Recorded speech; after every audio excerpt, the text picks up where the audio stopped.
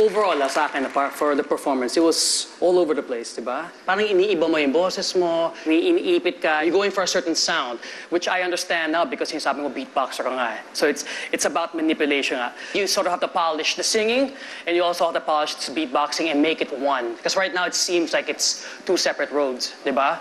I get na parang siguro he wanted to sound different from everybody else, medyo unique. Hanapin mo yung tunay na ikaw.